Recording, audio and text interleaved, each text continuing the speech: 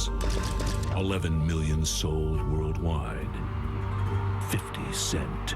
If I sell one record under what I sold on my first album, in my head, that's a failure. He set his sights on #1. You've had this success, you don't need Eminem and Dre to sell records anymore. And now he stands alone. Is it lonely at the top? When hip-hop is an empire, being the boss means defending your turf. I still heard what you said. You should have kept that in your house.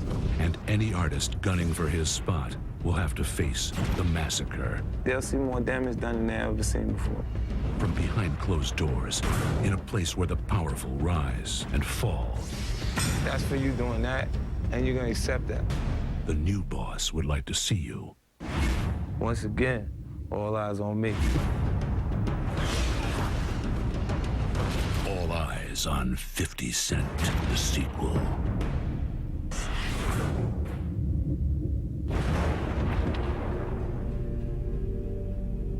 New York City. All eyes are on 50 Cent. Again. In just 2 years, the young soldier has elevated to boss status in the world of hip-hop. It was appropriate then that we convene at a place the legendary bosses would approve of. Sparks Steakhouse in New York City, site of the infamous hit on Gambino crime boss Paul Castellano.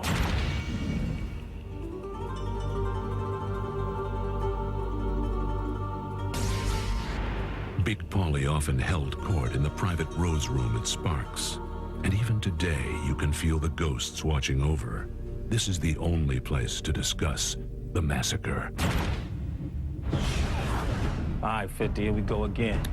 All right, now throughout the years, the big bosses in New York City, yeah, they've all come here to conduct business and wine and dine. So since you graduated, we thought it'd be fitting that we have you sit at this table while you and I get down to business, all right? Let's start with the title of your album, The Massacre. Why did you call it The Massacre? I think it's aggressive enough. I think that it's gonna be hard for my fellow artists to survive. Well, you predicting that once this album drops, you're gonna knock all your competitors off the charts, out of the game. They'll see more damage done than they've ever seen before. You know what I'm saying? On the scale of success that I've had with Get Rich or Die Trying, I understand exactly why I get the envy and the jealousy that I have going on with me in New York City, particularly in New York City. And my last LP sold more than everyone who's released the album. And would you consider New York City hip-hop? Absolutely. Every single one of them, add them all up, and it ain't 11 million records. Any of these guys take shots at you. If anybody want to challenge you in your career, your profession, your safety. It's cool. I'm from an environment where the price of life is cheap. This is what I'm used to. It's actually a comfort zone for me to have issues. The Massacre finds 50 feeling real comfortable, and his swagger's definitely evident as he verbally attacks foes, old and new. You got a record called Piggy Bank. Yeah. And in this record, you diss Fat Joe, you diss Jadakiss, and you diss Nas. You know, I didn't diss anybody. I made factual statements about them. I'm responding to the things that they're doing.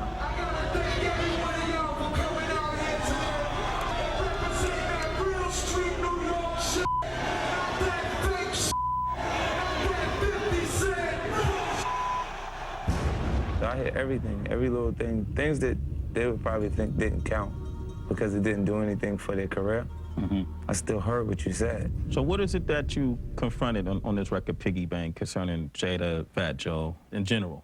I'm responding to the things that they're doing. I mean, it's been visible. I'm from New York, and this is how we do. That song, New York, features Jadakiss and Fat Joe rapping alongside Ja Rule, whose own beef with 50 stems from an old street rivalry in Queens. In 50's eyes, that means they've chosen sides. They come from environments where they know, and they ain't in the dark. They know what it is. This is not music beef. Now, it doesn't stem from music. It comes from actual street, and that don't die. So it's like, you don't stand so close to that person that you viewed as an ally to him. Well, I'm gonna sit back so you can try and help him. That's exactly what they did with I'm from New York. Now, on The Massacre, 50's upping the lyrical ante. That fat thought lean back was in the club, my sold 11 mil.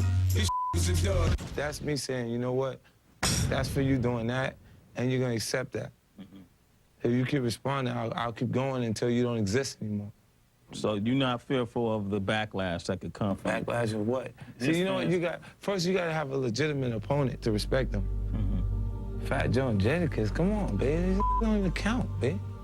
I mean, know what I mean? combined, I mean, they sell records. They got They credibility. sell 1 million. They probably sell 1.5 together. Their last 2 releases add up to 1,500,000 copies, both of them together. Jadakiss is a well-liked guy. There's not many I don't people, care. too many places who I doesn't don't like care. him. If you want to be technical, there's a lot of people, a lot of places that don't even know who Jadakiss is. I've been in markets that have no idea who Jadakiss is. Who's your favorite music? 50 Cent. 50 Cent gets everywhere. You know, I performed in Nigeria in front of 100,000 people by myself. Go to Nigeria and ask them about Fat Joe and Jadakiss. And I didn't know who you're talking about. Dubai, go there, go to all these different places. They don't know these people. What happened with R. Kelly in the summer when you went on stage and verbally attacked R. Kelly? He had made the song that he has out with Ja Rule and Ashanti. Just like Fat Joe and Jadakiss, R. Kelly's appearance with Ja on the track Wonderful made him guilty by collaboration. And that drew 50's wrath before Kelly took the stage at a New York radio concert last summer. There was a possibility we'd be bringing him out. So I damaged the situation before he had an opportunity. I went on before him, I said what I said. And as I left, 60% of the building left with us. And I mean, he came out about 45 minutes later and did his set. He didn't bring Ja with him, but he could've. So I had to do it to him because he could've. I don't actually have issues with R. Kelly. You don't have an issue with him, but he probably has an issue with you. I don't give a about an issue. But R. Kelly, that. So that was like a preempted strike. Yeah. All right. At this particular point, if I let up off of Murray, right? They linger for a little bit. People start to feel like it's okay to like them. They get back in position, then guess what? They want to fight again. You know, now they want to, ooh, peace treaty, white flag, everybody, ooh, please get up off us. This kid is killing us. But when you let them get back up on their feet, they want to fight again. That's why I said, for me, when you begin to destroy, you should destroy completely. When do you get to the point, though, that you ignore those things and it's beyond you, or it's beneath you, so to speak, and it's like, oh, come on, man, that's a fly hitting a brick wall? Or do you ever get to that point? You know what I think their actions come from their interactions with the guy in the spot before me. That's Jay-Z. And I think Jay-Z, he doesn't mind them saying things and doing what they're doing, because he's looking at him like, yeah, bum ass. You know, so he ain't saying nothing to them because he feel like they're beneath him. You know, but I got the time and energy to ruin what is left of their careers if they want to do that. Is that a true lyric, that you had sex with a lot of Hollywood actresses? You don't necessarily need Eminem and Dre to sell records anymore. All eyes on 50 Cent, the sequel. Make no mistake, 50 Cent is still on top of his game. And he's back with the new album aimed at anyone gunning for his spot, The Massacre. Other artists, they would rather see me do bad. You know, so it kind of fuels me, though. It gives me the energy to keep working. If your records aren't surrounded by drama or beef, do you still think you have the same appeal to the consumer on the street? Absolutely. None of those issues or things that you're saying sell records. It may create gossip. It may create talk in the neighborhood. You know, if there's a possibility it could really get bad. Just because people love trouble. You know, they want to watch, they want to see it up close. It's the reason why I pick up the newspaper every day. Ain't nothing good in it. But none of my singles commercially have been those records. Okay. You know, in the club, you think that one have sold a record without anything else being on it? What's the story behind In the Club? It almost wasn't yours, right? It actually was given to D12 first.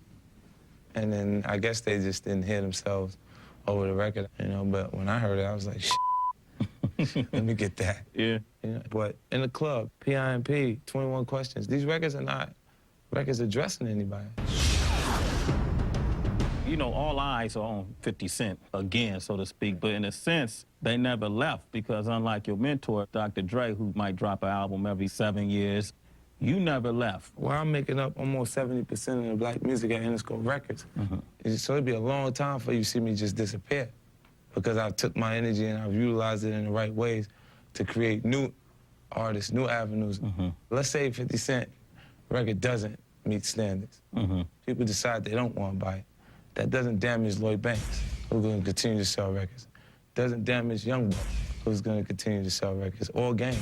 But are you fearful of becoming oversaturated where people have heard you so much that it's like, oh man, another 50 Cent record? I don't believe in oversaturation. I think that counts to artists that can't continue to recreate themselves. It doesn't feel like I'm oversaturated because I gave them different records.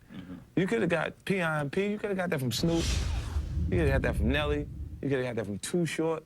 I'm High All the Time. You could have got that from Snoop. You could have got that from Method Man. These are people who consistently sell 500,000 records, basing their entire album on that particular thing. I take my shirt off. You can get that from LL. You can get that from DMX. These things have been seen before. It's been done. It's just you haven't had one person be able to execute all of it. That's the difference. Let me ask you this question. When you first came in the game, one of the points that you made about Ja Rule as an artist is the fact that he sings in his choruses. He got a bunch of love songs for girls. Well, you sing in your choruses. You make love songs for girls on the radio. I made one record. I've made one record. Okay. And I didn't actually sing on the chorus. Smile. Wow. I want to be the reason you smile. Yeah. But what would be the difference between Ja Rule then and 50 Cent now? The lyrical content. The content is still so much stronger than what they're doing. So you would argue the fact that even though you guys do similar tactics and records, you and Ja Rule, that it's a total difference. I made a record like that. Okay. And that's me diversifying what they've seen from me, not being the norm. When it comes to making hits, 50 claims he's a true PIMP, and that would appear to carry benefits beyond the charts. You wrote a song, it's called Writer Music. It's something to the effect that I've had sex, but half of Hollywood are probably your favorite actress. Is that a true lyric that you've had sex with a lot of Hollywood actresses? Let me ask you something, right? Okay. I want to ask you a question. You've asked me a lot of questions. You think that's possible? Do I think it's possible that you've had sex with? Yeah, absolutely, absolutely. Then that's good enough right there. As long as they think it's possible, that's good, you know? From Hollywood to Hollis, 50's had him in a frenzy. But true bosses parlay, and 50's parlayed 50 Mania into 50 Inc. Since we talked last, not only have you sold over 10 million records, not to mention the records you sold under the radar, the mixtape records and the little side deals you might have caught, you know, and then you got G-Unit clothing, sneakers, you got the G-Unit watch, 50 vitamin water. It was always a plan for that. Like when I started my record, Get Rich or Die Trying, the first statement I made is G-Unit. Bo, we in here. I'm applying the same ethics that I learned from the block to this business. I keep working out nonstop. But then you get into this business so you could leave that whole block mentality. You want to leave not the mentality, leave the block. Okay. Is what I was trying to do. Get away from it. That mentality is what I've known to just stay on the corner. I stay on the corner as long as there's money coming. And that's what I'm going to do in the entertainment business. I'm going to be on the TV as long as they're paying me. That's it. It's the same thing. And I feel like as long as consistency is the key to all success, and as long as you can consistently keep good product, they're going to come buy it. The New York Times reported that in 2004, 50 Cent made 50 million. And that's a piggy bank that's got him standing toe-to-toe with mentors Eminem and Dr. Dre. Em and Dre both for Boston. So now I fits in, and I fit as a third party, and I'm working my way to being respected as if I'm equivalent. So how does that work now? You've had this success, and the dynamic of the hierarchy starts to change because you don't necessarily need Eminem and Dre to sell records anymore. Ultimately, Dre holds the most weight. Okay. But I'm straight. I don't need for it to be made by a specific producer. You know, a lot of times, it'd be new producers. This guy made his beat in the basement.